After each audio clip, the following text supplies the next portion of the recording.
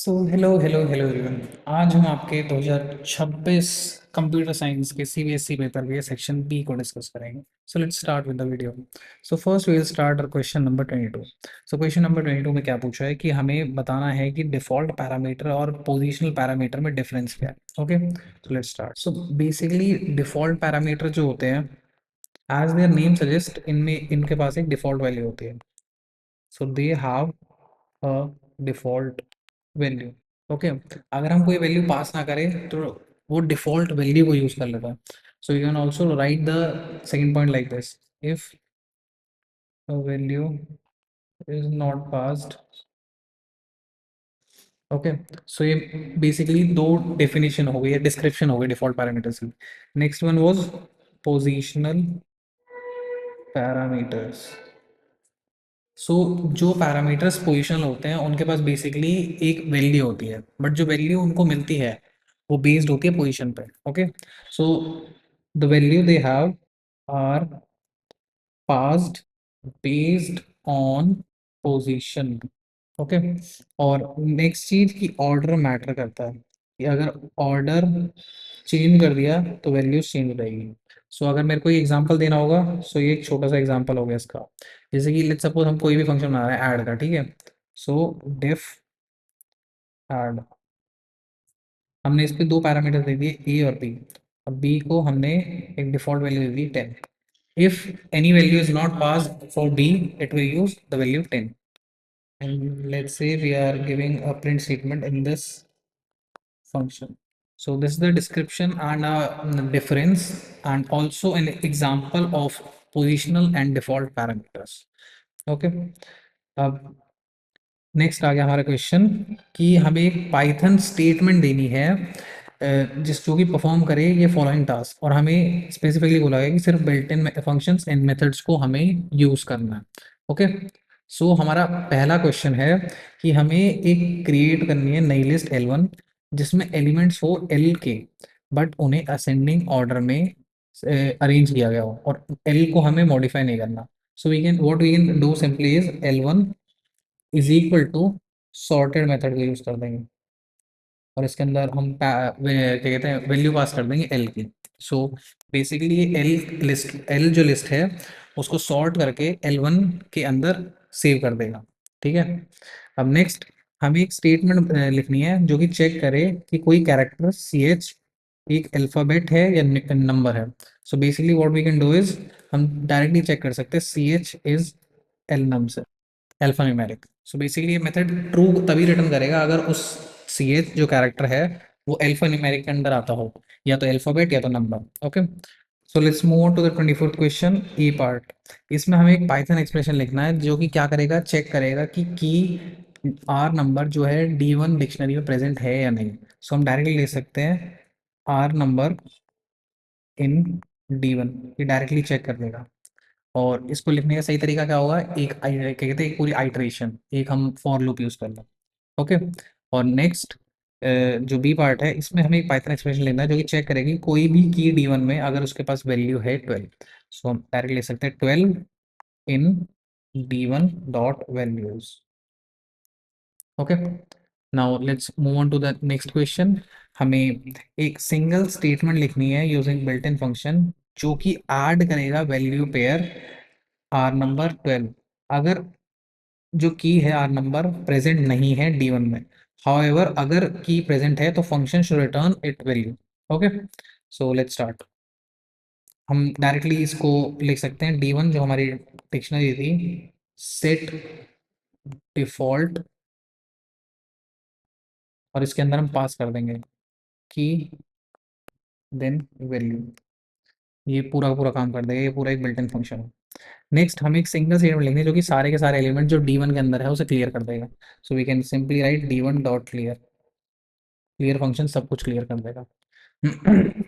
हम next 25th question, हमें possible output बताने हैं from the given options. Okay, अब ये हमें पूरा एक कोड दिया है, इसमें सबसे पहले हम रैंडम लाइब्रेरी को इंपोर्ट कर रहे हैं। उसके बाद हमने एक लिस्ट बना दी ए, उसमें ये सारी वैल्यूज हैं।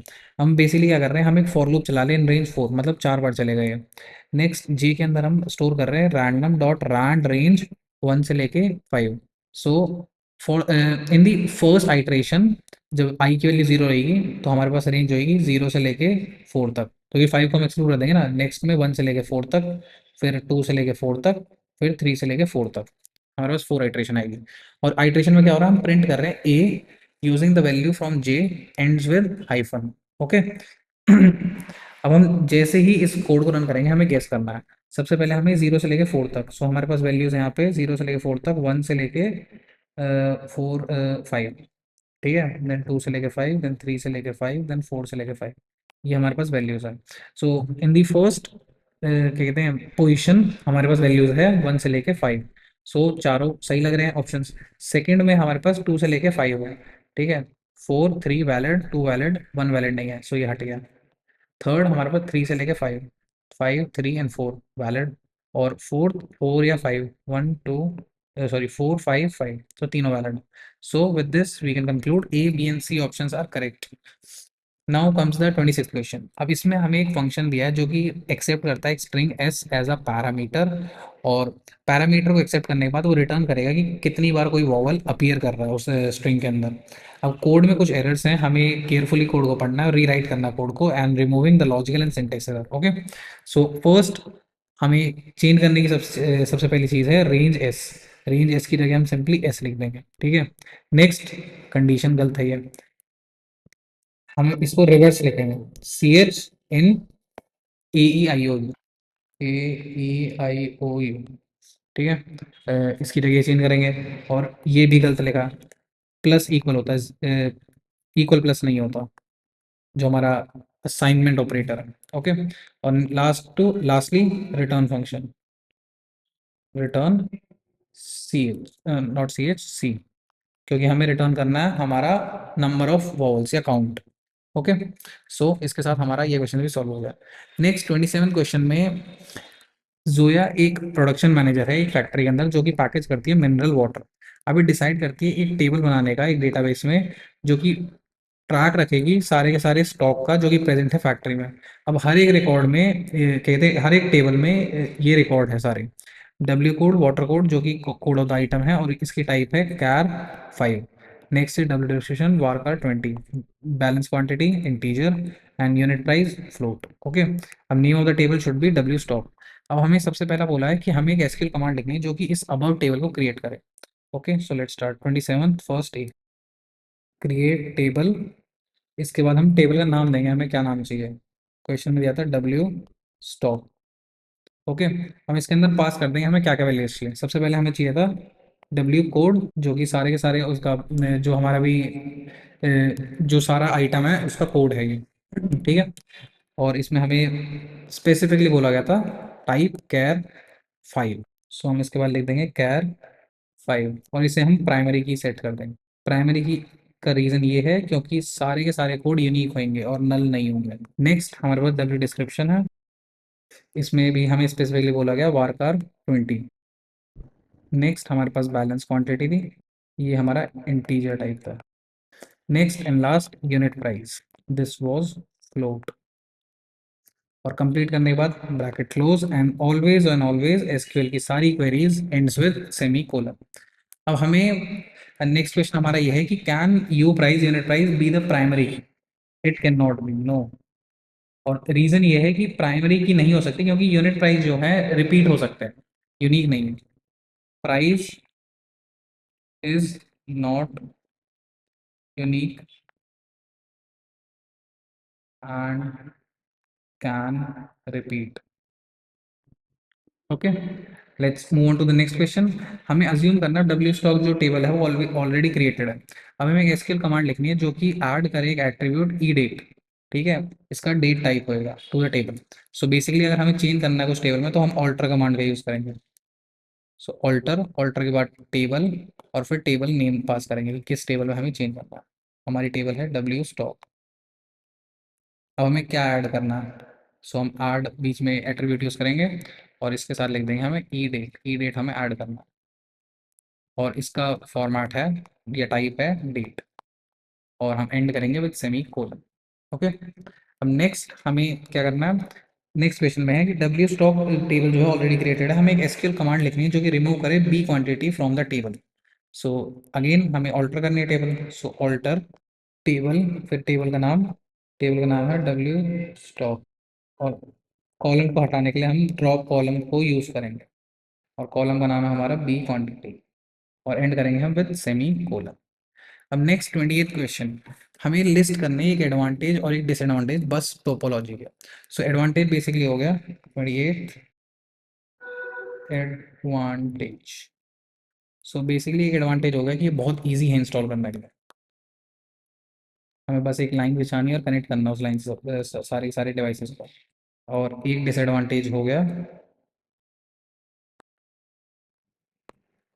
अगर बाई चांस जो मेन केबल है उसमें कोई भी इफेक्ट आया तो पूरा का पूरा इंटायर जो नेटवर्क होगा वो अफेक्ट करेगा उस पर। So failure of main cable affects entire network. Okay, next अब हमें बताना है कि प्रोटोकॉल क्या होता है in context of computer networks, और कौन से प्रोटोकॉल हम यूज़ कर सकते हैं to transmit hypertext across web. So basically protocol क्या होता है, इसमें प्रोटोकॉल की पूरी डेफिनेशन लिखनी है। ये प्रोटोकॉल एक सेट ऑफ रूल होता है या फिर स्टैंडर्ड होता है दैट अलाउज कंप्यूटर्स और डिवाइसेस कंप्यूटर्स और डिवाइसेस टू कम्युनिकेट। अब नेक्स्ट हमें बताना था कि कौन सा प्रोटोकॉल हम यूज़ करते हैं transmit hypertext across the web.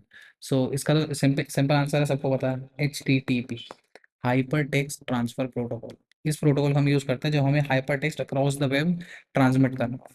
So with this we have completed the section B. I will see you all in the next lecture, next video to discuss section C. So thank you, see you, tata, bye bye.